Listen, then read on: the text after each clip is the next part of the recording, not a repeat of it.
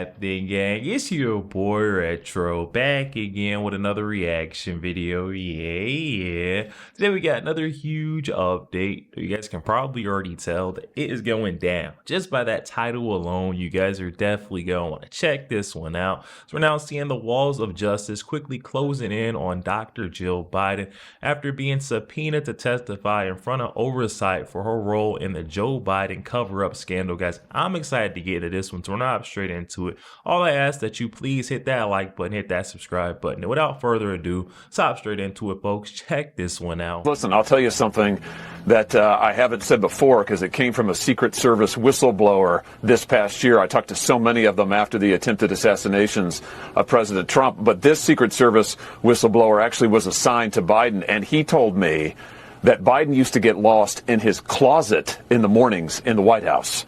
I mean, the guy literally stumbling around in the White House residence couldn't find his way out of his own closet. The president of the United States. I mean, this is outrageous. We were lied to. And listen, I'll tell you something. We were lied to in a major way. You mean to tell me this is the guy they were trying to put up for another term, another 4 years in office, talking about he couldn't find his way out of the closet in the mornings. This is coming from a Secret Service whistleblower. I mean, this makes a lot more sense. Everything's starting to be pieced together as to why the Jill Biden was at the head running cabinet meetings for Joe Biden, because the guy was getting lost in his own closet. Check this out. So we're grateful that Jill is here today. Heard that clapping. It wasn't for me when we came in. Here across previous administration, First Ladies have attended these meetings for specific reasons. This is the first time Jill has joined us, and it goes to show how important the issue is, which she's about to speak to both of us. Today, at the top of our meeting, Jill's going to give an update on the House initiative, White House initiative, to fundamentally change the approach and the fund, how we approach and fund women's health services. So I'd like to turn it over to Jill and for any comments she has, and it's all yours, kid. Thank you. You know, sometimes the White House surprises you.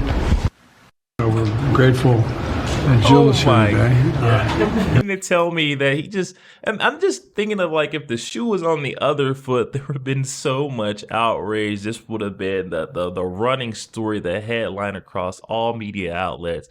Donald Trump allows Melania Trump to run his own White House. She's running his cabinet meetings, guys. This is what Joe Biden was doing, but this wasn't getting nearly enough media coverage. This didn't get enough press at all. I mean, I didn't see this video up until a couple days ago, but Joe Biden literally just turned over his cabinet meeting to the First Lady. You would have thought she was truly in the administration. She was running the show. I mean, and she is to blame for this. You cannot blame anyone else. She was side by side. Well, I'm not going to say you can't blame anyone else, but you can put a lot of the blame on top of Joe Biden because she was greedy with power. She wanted more. She didn't want to let this go. Joe Biden allowed her to do anything, whatever she wanted with his seat of presidency. We didn't vote Joe Biden in. We voted Joe Biden in. Now we got Donald Trump dropping a major bombshell saying that they're going to have to pay for this. Do you think that Dr. Jill Biden should also have to come in and testify about what she did or didn't do? Well, I hate the concept of it. It's the wife of a man who was going through a lot of problems, and everybody that dealt with him understood that. And I guess it came out during the debate loud and clear. That was the biggest signal of all. They have to do what's right. The country was, there was a lot of dishonesty in the election, as you know, 2020. That's been now caught. People understand it. It was a rigged election. And when you go further out, when you see the auto pen, I mean, I think the auto pen is going to become one of the great scandals of all time, because you have somebody operating it or a number of people operating. Because I knew Joe Biden. Joe Biden wasn't in favor of opening up borders, letting 21 million people into this from prisons and mental institutions and gang members. He wasn't into that at all. And, you know, who signed these orders, proclamations, and all of the different things that he signed that set our country so far back, that was so bad for our country? I think frankly, the former First Lady should certainly speak up about what she saw in regards to her husband and when she saw it and what she knew. Because I think anybody looking, again, at the videos and photo evidence of Joe Biden with your own eyes and a little bit of common sense can see this was a clear cover-up. And Jill Biden was certainly complicit in that cover-up. There's documentation, video evidence of her clearly shielding her husband away from the cameras. They were just on The View last week. She was saying everything is fine. She's still lying to the American people. She still thinks the American public are so stupid that they're going to believe her lies. And frankly, it's insulting, and she needs to answer for it. I think, frankly, the former First Lady. White House Press Secretary Caroline, she's been light. Can we just take a moment to appreciate Caroline Levin? She has been lighting it up ever since she took on that role as White House Press Secretary. Can't forget that she's on record being the youngest in history to do it, serve as White House Press Secretary. I believe Caroline Levitt's only 26 years old. Being able to take on such a tall task and doing it with class almost looks effortless the way she does it. She handles these press coverages, these briefings with ease. I miss Caroline Levitt. Hats off to you, calling out the folks that need to be called out, saying Jill Biden should absolutely be called to testify. I mean, she is definitely complicit in the cover-up. Her name's written all over. We could see that Jill Biden was the one who loved the power just that much. You could see it all in her face. It was written right there when Kamala Harris stepped in and they threw old Jill underneath the bus. Oh my goodness. From that point forward, Jill Biden had a whole different demeanor and attitude towards that seat of presidency. You could just see every time that she was shown on camera, she had that smug look on her face like she had just been stripped of all of her rights, all of her power, because she was the one truly behind the wheel of the bus, which has led to many folks across our nation, just like myself, questioning when will this happen? Who's going to actually be the one to hold her accountable? I've been seeing Comer issuing statements saying that he's ready to subpoena not only Jill Biden, but Karine Jean-Pierre, along many other staffers that were very close to Joe Biden. Link, what's your reaction to the role that oversight should be playing in investigating what happened? Or are you under the belief we should just be looking ahead? I actually think we do need a referendum. I want a full investigation. I want Karine Jean-Pierre called in. I want all of Biden's advisors called in and put under oath, give them a polygraph. We should know as taxpayers who was controlling the auto pin. Who were these unelected bureaucrats that were making big decisions that affected us and impacted our lives in negative ways, right? Clearly, Joe Biden was not the one making these big decisions. The guy was asleep basically after 4 p.m. and before 10 a.m., according to reporting from Axios. So they should definitely call people in. I think we should call Jill Biden in, the First Lady, because she sat behind the desk on Air Force One. She was running cabinet meetings. She was basically the de facto president while Joe Biden was out to lunch mentally. So I do think Jill Biden, the First Lady, should be called in. Let's ask her some questions. I know, but I just can't see it. I think it's a bad precedent to have a First Lady called in. And even though I do think everything you said is right, I do think she was making a ton of decisions. I also think it's so irresponsible. One of the most irresponsible things a spouse could ever do. Biden or not, Democrat or Republican or not. I mean, just letting him walk through the sand in front of all the cameras, knowing that he can't walk on flat ground, to embarrass him like that is something you wouldn't expect somebody to do. Well, I have to chime in on something you just said about Jill Biden. I've gotten messages from women for months, from moms, from girlfriends, from wives, and they say, I don't know what kind of woman would let her husband go out there in that June 27th debate on CNN and make a fool of himself. So Jill Biden and Hunter Biden, if they really loved Joe, they wouldn't have pressured him to run again, but they're so power hungry and thirsty for fame and fortune, they couldn't do that. Exactly. And I want to get away from that narrative where folks are saying that this is a gray area. We should be cautious what we're doing, how we're handling the situation, calling Jill Biden to testify. It's very touchy subject. No. Back to my point I made on the front half. If this was Donald Trump, had it been Melania Trump or running his cabinet meeting, sitting in the big seat on Air Force One, you think they wouldn't have thought twice. They would have been so quick. I mean, we have to stop being so lenient. I knew it's in our nature, to have big hearts, especially folks on the right, but we can't have a big heart when it comes to these situations. We have to deal with this the same way that they would deal with it. They wouldn't have blinked. They wouldn't have thought twice to bring Melania Trump in to testify on behalf if Trump was in the seat of Joe Biden. Thank God he's not. But You have to think like that and just say, okay, we need to move forward. The nation, all Americans, we deserve answers on why they were going to allow this continue to happen, why no one stepped in, and how long were they intending to let this cover up go? Were they going to let this cover up go for, if Joe Biden had won that presidency, were they going to let this go for another 4 years without us actually having a true president in office? We need answers. The FBI is opening up an investigation into the cover-ups of the White House cocaine, the DNC pipe bomb, and the Supreme Court abortion leaks. The last 4 years, one big cover-up.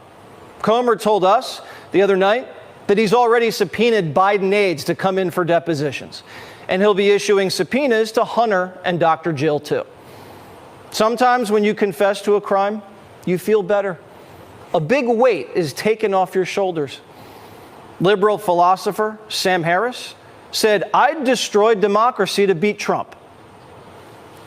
Even that is preferable to me and to, I think, many Democrats than having someone who we consider to be genuinely evil, genuinely 100% purposed to serving himself in the office of the presidency. I would rather have a president in a coma where the duties of the presidency are executed by a committee of just normal people. So the conspiracy that Biden wasn't running the country wasn't a conspiracy. It was their strategy. It's all coming out. Democrats wanted a brain-dead president with a shadow government and campaigned on saving democracy. If Joe had somehow won, unknown Biden handlers would have run the country. They would have controlled the Situation Room while Biden was taking a nap. Unnamed Biden aides say this: Biden just had to win, and then he could disappear for 4 years. He'd only have to show proof of life every once in a while. His aides could pick up the slack. And they just told you Trump was Hitler to justify beating him by any means necessary. That means lying to you, arresting him, maybe even shooting him. Because if they covered up Biden, why wouldn't they cover up Butler? This was a shady crew. But these aides were not even Senate confirmed aides. These are White House aides. These were unelected people. And one of the things that really, I think, comes out in our reporting here is that if you believe, and I think a lot of these people do sincerely believe, that Donald Trump was and is an existential threat to democracy, you can rationalize anything, including sometimes doing undemocratic things, which I think is what this person is talking about. Wow, guys. And I can't believe it. I mean, they want us to look past this, and we just can't. I can't do the victim thing here where they're saying this is all political. No, it's right there in front of us. And just like we just seen laid out there, all Biden had to do was win, and he would be on cruise control for the next 4 years. I can't even think. I'm so glad we're blessed to have President Trump in office. Also found this article for those of you who are like me that are very deeply seated in research. You love to make sure you got every part of the story. That's me. I'm going to break this down for you guys, read through it very briefly. This one coming from Newsweek. White House called on Jill Biden to testify to Congress over the cover-up, which he should definitely be reporting, or at least giving us a little bit of an explanation on why did she contribute to that? Why didn't she speak out if she truly cared about her husband, Hunter Biden, as well? We can't let him slip out of there. He needs to testify also. It starts saying, speaking to reporters on Thursday, White House Press Secretary Caroline Leavitt called on First Former Lady Jill Biden to testify in front of Congress over an alleged cover-up of the former president's declining health while in office. Why does this matter? Because House Oversight Committee Chairman James Comer, a Republican from Kentucky, is calling for transcribed interviews with several senior staffers from former President Joe Biden's White House, alleging they played a role in secretly working to conceal Biden's cognitive decline during his presidency. Comer suggested this week that he may also issue subpoenas to former White House Press Secretary Cringe Jean-Pierre, as well as Hunter Biden and Jill Biden. In response to a question from Fox News' Peter Doocy about Comer's congressional demands, Leavitt said, quote, "I think, frankly, the former First Lady should certainly speak up about what she saw in regards to her husband and when she saw it and what she knew." Definitely. I mean, come on. You're going to leave us out here with no answers? Why were you guys doing this? They talk about Donald Trump being so evil, so sinister. What were you guys intending on doing? I just want to know. It just seems like you didn't have very good intentions with what you were trying to do next. I mean, you guys got away with it for 4 years. You're going to try to get away with it for another 4 years, totaling 8 years of straight corruption. A non-existent president. He's just not their absentee president. Get it out of here. She continued saying, I think anybody looking at the video and photo evidence of Joe Biden with their own eyes and a little bit of common sense can see this was a clear cover up, and Joe Biden was certainly complicit in that cover up. There's documentation and video evidence of her clearly trying to shield her husband away from the cameras. I mean, Joe Biden he was not doing, you think about what Donald Trump is doing in the Oval Office right now. He's taking reporters in there. He's bringing in other world leaders. He is doing so much stuff. And I'm like, I haven't seen this in 4. I almost forgot that presidents actually have this role, this responsibility, and keeping up, doing these sit downs, answering questions from the press. They weren't doing any of it at all, which led us to believe, okay, maybe there is something going on behind the scenes. Every time we seen Joe Biden, he was stumbling, fumbling, falling up the stairs, falling off bikes. There's something definitely going on. Then continues to say that Newsweek has reached out to Joe Biden Thursday afternoon via the former president's contact page for comment. Biden repeatedly insisted that he was fit to serve a second term despite regular barbs about his age from his rival Trump, who was only marginally younger at 78. But that's the thing for me. They say that Trump's only, I mean, he's a little bit younger, 4 years younger, but just age doesn't do anything for me anymore. You could be 90 some years old and be with it. You know what I mean? Be sharp as a tack, just as youthful, able to answer questions, speak for yourself, put together 2 and 2. Whereas Joe Biden at 82 made it look like, he wasn't there. He wasn't able to do what Donald Trump's able to do.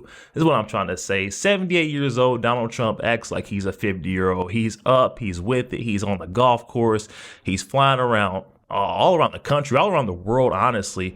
Donald Trump is making it happen. This dude's barely sleeping versus Joe Biden. He was always sleeping and never getting anything done. So I don't like when they bring age into this when trying to say that Donald Trump's not too far off. Now, he may not be too far off on the number, but as far as the mental acuity, Donald Trump is wrapped very tight.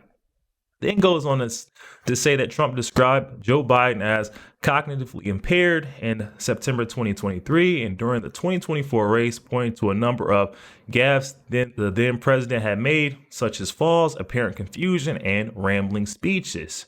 And it was all there. We all seen that. Then in 2024, his doctor had declared him, quote unquote, fit to serve after he underwent a physical at Walter Reed National Military Medical Center. But I want to look into his doctor as well. That's another thing that really sticks out to me. His doctor declared him fit to serve.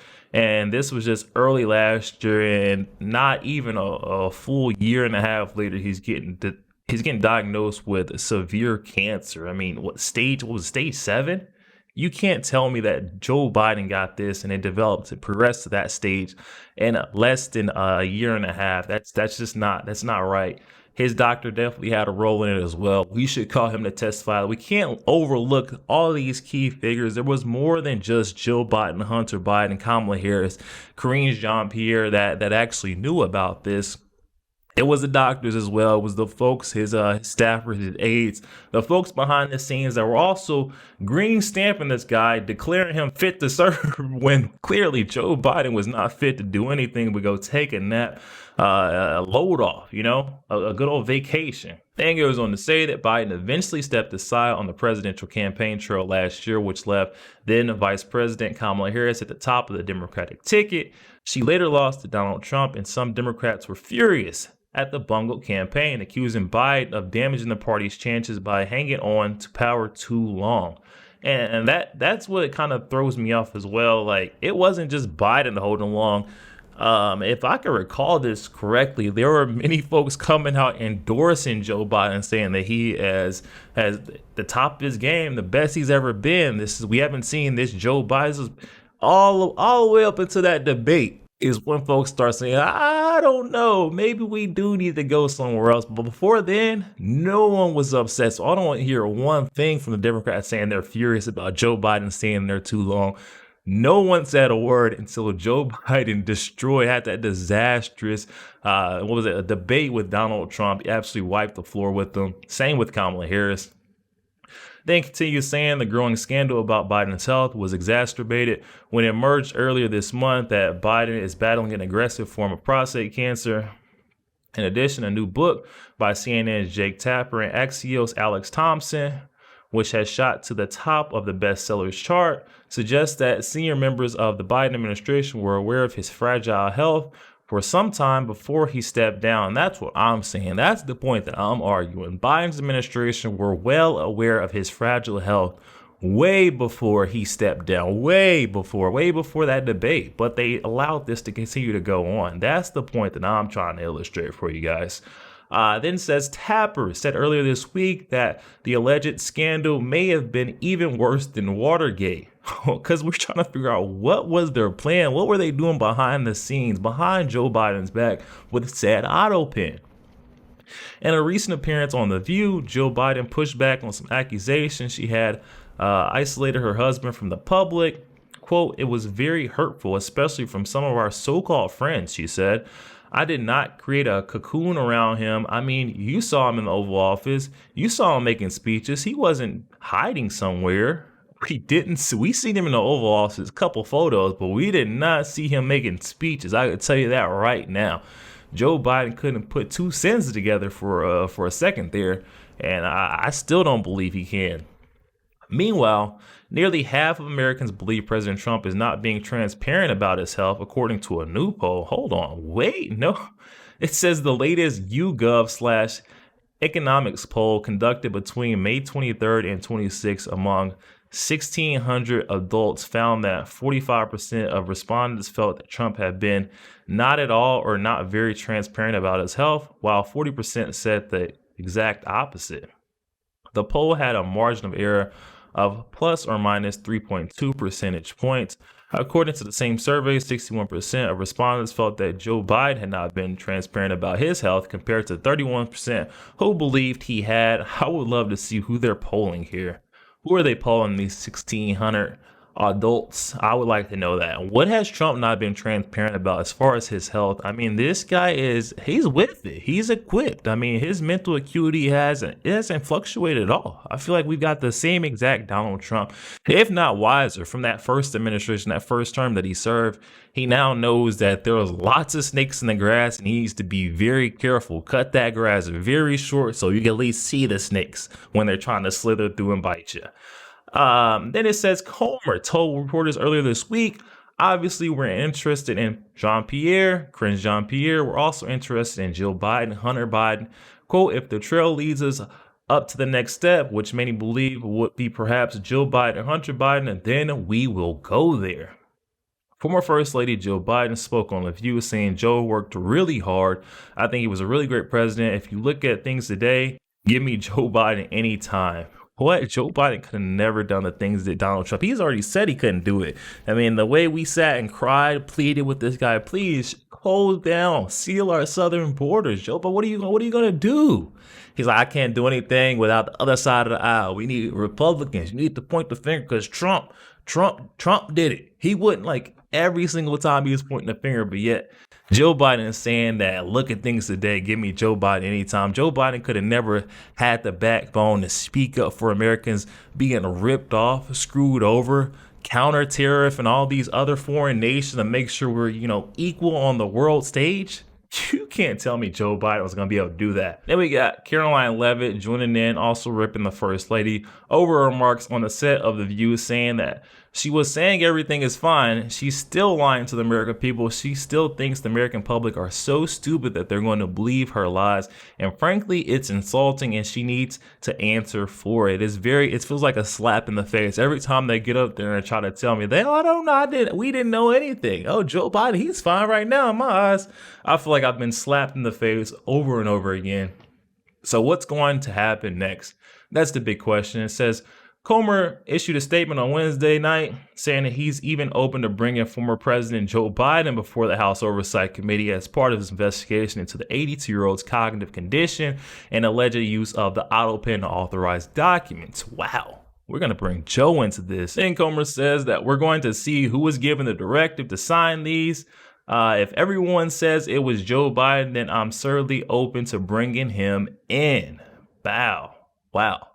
All right, guys. So it looks like we've got all the real on the White House calling on Joe Biden to testify to Congress over the huge cover-up scandal of Joe Biden's mental decline. I mean, and this is what we want. I mean, this is what the American people need. Yo, there we have it, guys. Oh my goodness. We're finally getting that door open to the corruption that was the Biden cover-up scandal, that auto pen. I would love to know, and I know a lot of folks across our nation would certainly love to get some answers behind what's going on, what went on in that Biden White House, and why they felt that they were going to be able to cover this up, not only for the first 4 years, but a second term, another 4 years of Joe Biden sitting aside and letting other folks drive the bus for him. That is our country. And now we're trying to, it's starting to all come together. That's what I'll say. Everything's starting to come together. All the pieces where we're wondering, well, why is Joe Biden not doing this? Or why is he letting this slip? Why is our southern border wide open? Why would he undo all the things that Trump did to seal our southern border? It's all making very clear sense. It wasn't Joe Biden. It wasn't old Joe. It was someone else in his staff, and it's all right there. Now we got to get to the bottom of this. Can't wait to see what comes from these congressional subpoenas. But guys, I'm going to cover that all right here with your boy RetroStef. Guys, definitely hop in that comment section. I'm excited to hear what you guys are thinking. Comments are open. Drop in there and give me your thoughts. Also, make sure you guys please hit that like button, hit that subscribe button. If you did enjoy more content like this, catch you guys on the next week.